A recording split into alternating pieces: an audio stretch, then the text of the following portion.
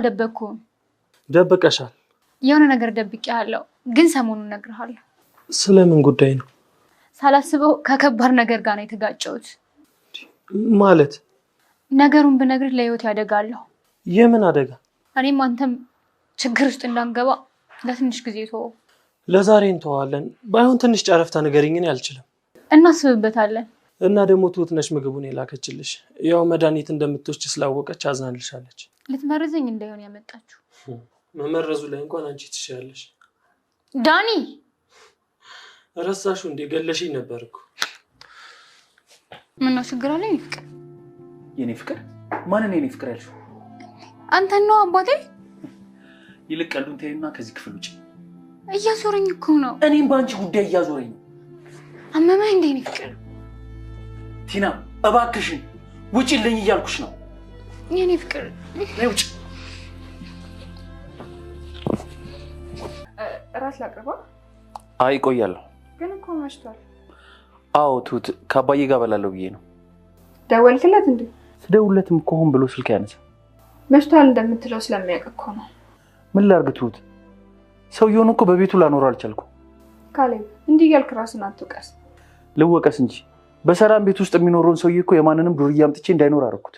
በዚህ በክፉ ዘመንም እኮ እንዲህ ማምሸት ጥሩ አልነበረም።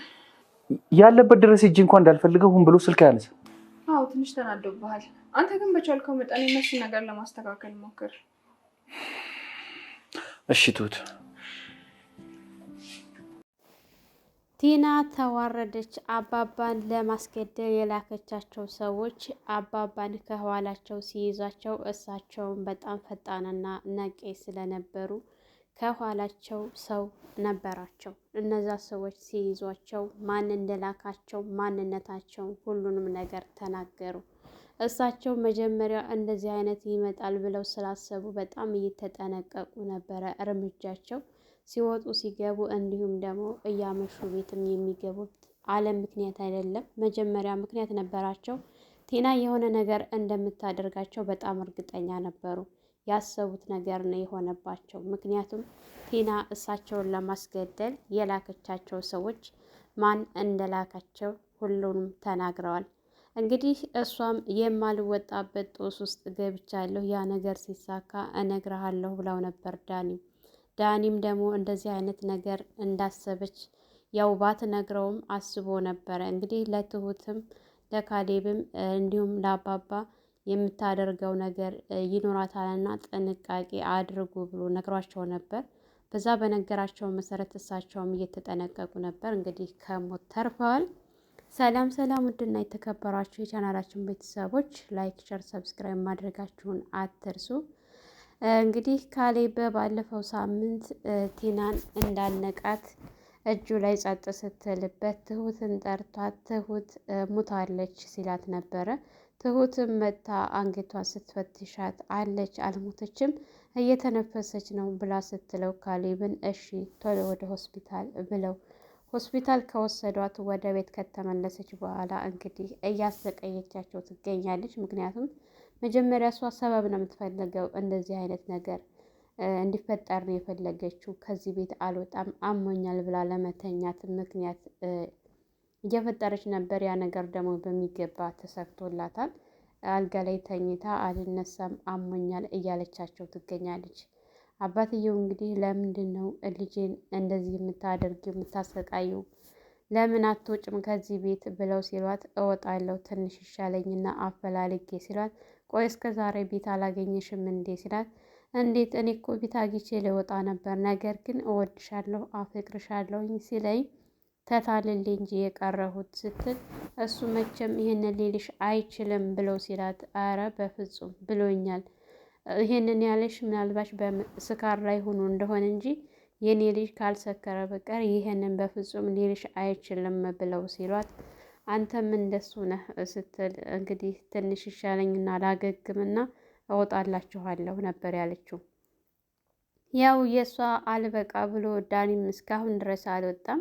ቆይ አንተ ልጅ እዚህ ቤት መመላለስህን አሁንም አታቆምም?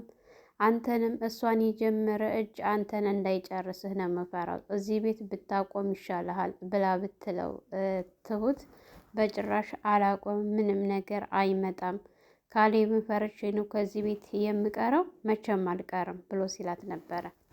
እንዲሁም የካሌብ አባት ቆይ አንተስ መቼ ነው የምትወጣው ብለው ሲሉት ቤት አላገኘሁም እና ነው አባዬ፣ ሳገኝ እወጣለሁኝ እያለ እሳቸውንም እያታለላቸው ይገኛል። ነገር ግን እነሱ ጭራሽ ከዚህ ቤት አንወጣም፣ እነሱ እናስወጣለን፣ ባለቤቶችን አስወጥተን እኛ እንኖራለን ነው የእነሱ ሀሳብና አቅድ ማለት ነው። ነገር ግን ይሄ ነገር ምንም ሊሳካላቸው አልቻለም።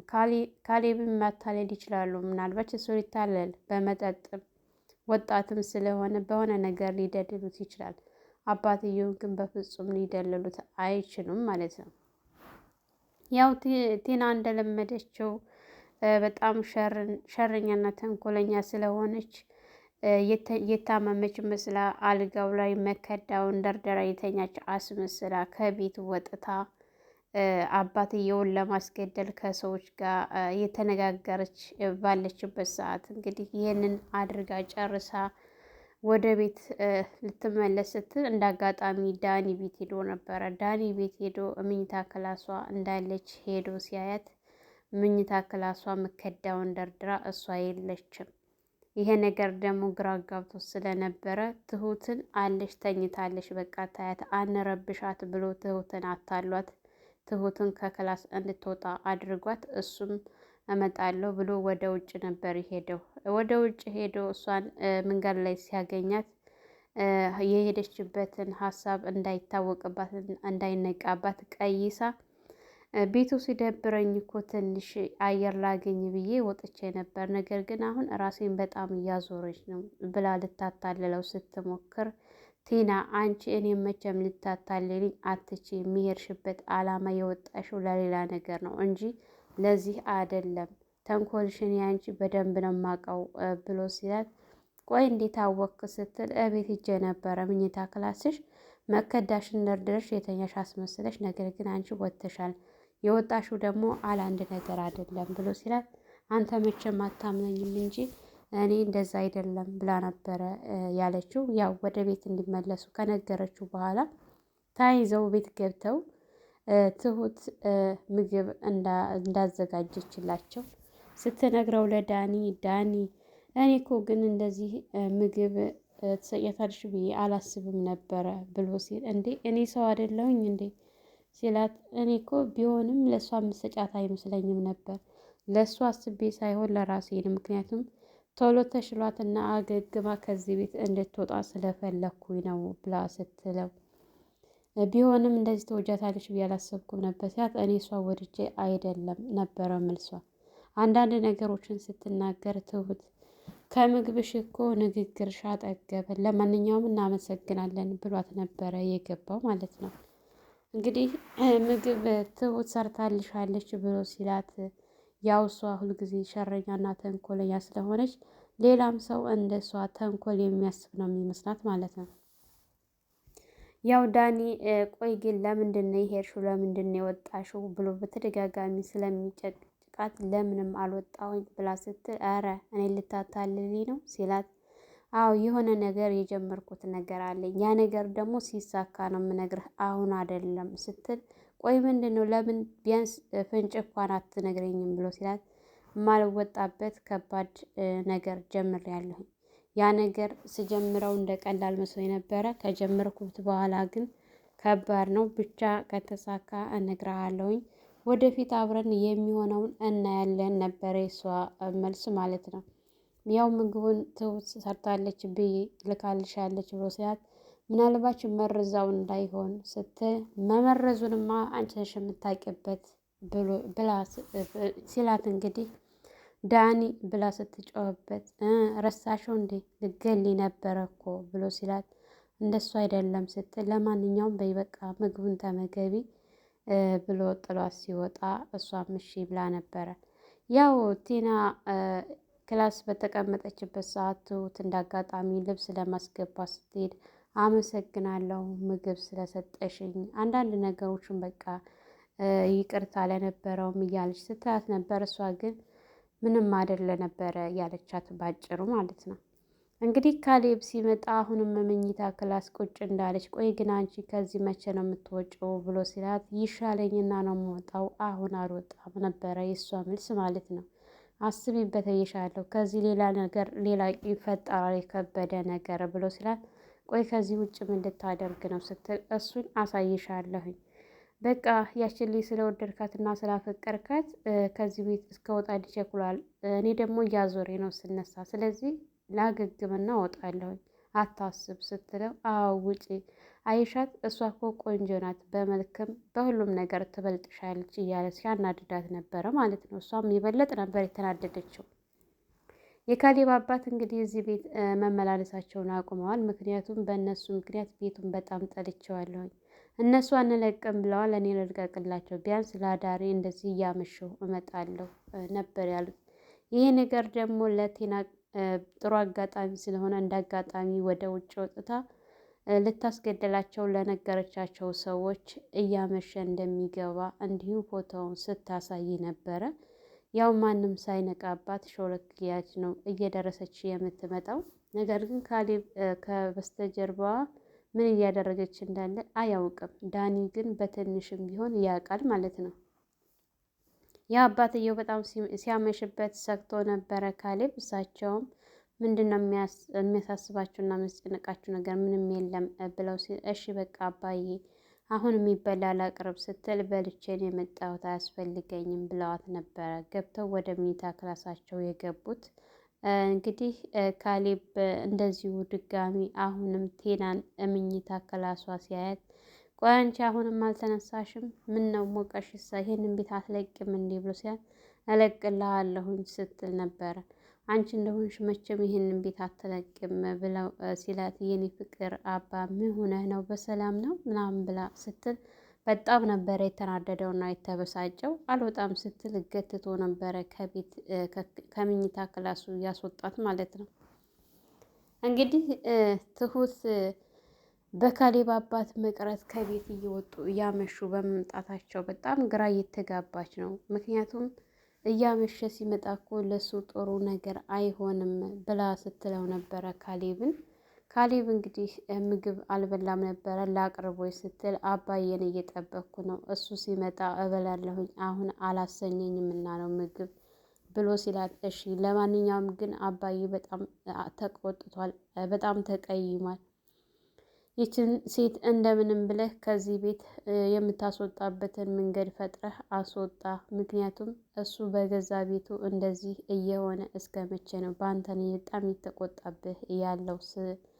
እሺ እኔም ነገሮችን ለማስተካከል እሞክራለሁ ነበር ያለው ካሌብ። እንግዲህ ትሁት እንደዚህ ካለችው በኋላ ቴናን ሊያናገራት ቢሞክርም ከዚህ ቤት እንደማትወጣ ነው እየነገረችው ማለት ነው። ምክንያቱም እኔ እዚህ ቤት ነው የመጣሁት፣ ይህንን ቤት ነው የማውቀው፣ ምክንያቱም ቤቱ ያባዬ ነው ብሎ ብላትም እኔ ዞሮ እዚህ ቤት እንደመጣሁ ስለሆነ የማውቀው ቤቴ ነው፣ መፍቻም ደግሞ ፍቹን አልፈታህም ስትል፣ አትፍቺ፣ ካሁን በኋላ የሆነ ነገር ያደርገኛል ብለሽ ከሆነ ተሳስተሻል፣ አልፈታሽም፣ በላይሽ ላይ ግን አገባለሁ፣ አሳይሻለሁ ነበር ያላት።